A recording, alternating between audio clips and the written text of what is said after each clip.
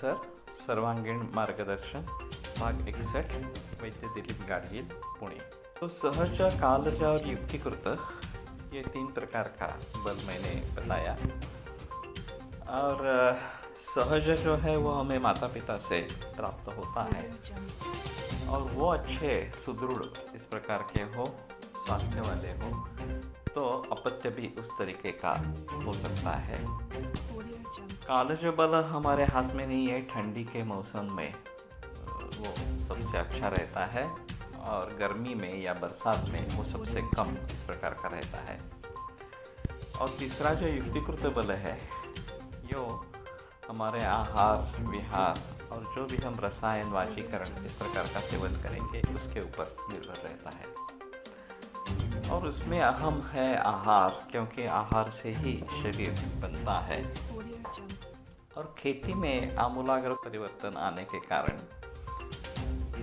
इसमें काफ़ी बदल हो गया है। और ख़ास करके संकरित जो खेती है, चाहे गाये हो या फिर संकरित इस प्रकार का बीज हो, वो मूल है इन सभी का। और फिर आगे chemical pesticides, fertilisers, hormones, steroids ये सब जो दिए जा रहे हैं फसल के लिए या गाय भैंसों के लिए, वो एक अहम कारण है कि हमारी प्रतिकार क्षमता कम हो गई है। और दूसरी तरफ एंटीबायोटिक्स का प्रयोग करते करते, गलत ढंग से प्रयोग करते करते जो सूक्ष्म जीव है उनकी प्रतिकार क्षमता बढ़ती गई है। और ये कारण है कि बहुत सारे जो इन्फेक्शियस डिसीजेस, संसर्गजन्य रोग है, वो बढ़ रहे हैं। उसके एपिडेमिक्स इस प्रकार के आ रहे हैं। और नॉन कम्युनिकेबल डिसीजेस जैसे कि कैंसर है, हृदरोग है, मधुमेह है, ये भी काफ़ी मात्रा में बढ़ रहे हैं। उसका कारण जीवन शैली ये मूल इस प्रकार का है। और जब तक समाज इसके बारे में जागरूक नहीं होगा, उसको उसके बारे में जानकारी नहीं होगी, तब तक परिवर्तन नहीं आएगा। आज केवल मैकेनिकल फिक्सिंग ऑफ प्रॉब्लम इसी के ऊपर ज़्यादा जिक्र किया जा रहा है और वो किसी के भी फायदे में नहीं है।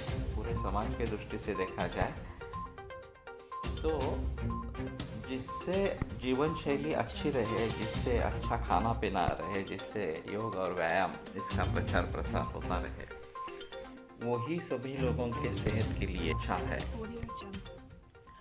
तो मेरा ये प्रयास है कि लोगों को इसके बारे में सजग कराना, उनमें जागृति इस प्रकार की निर्माण करना, ताकि हर व्यक्ति अपने अपने को सुधर ले। और ऐसे बहुत व्यक्ति सुधरेंगे तो समाज में परिवर्तन इस प्रकार से आएगा। फिलहाल मरीज हमें मिलते रहते हैं, कैंसर के मरीज, उनके बारे में कैसे करेंगे? तो हम 3 स्तर पर विचार कर सकते हैं। एक तो जो एक्टिव रुग्ण है, अभी जिनको कैंसर हुआ है, और उनके बारे में किस प्रकार से सोचना है, उनके बारे में कैसे आगे चलना है। जो डिसीज प्रोन है, यानी कि जिनको कैंसर होने की संभावना है, चाहे कैंसर हो गया हो और कुछ हद तक ठीक हो गया हो, अभी रिपोर्ट्स नॉर्मल है, तो डिसीज फ्री स्टेट है।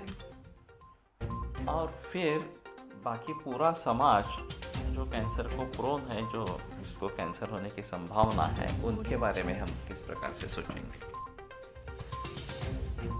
तो जो तीसरा स्तर इस प्रकार का है, सामाजिक स्तर इस प्रकार का है, वहाँ खेती में आमूलाग्र परिवर्तन लाना और जीवन शैली में आमूलाग्र परिवर्तन लाना, यही सबसे अहम चीज़ है।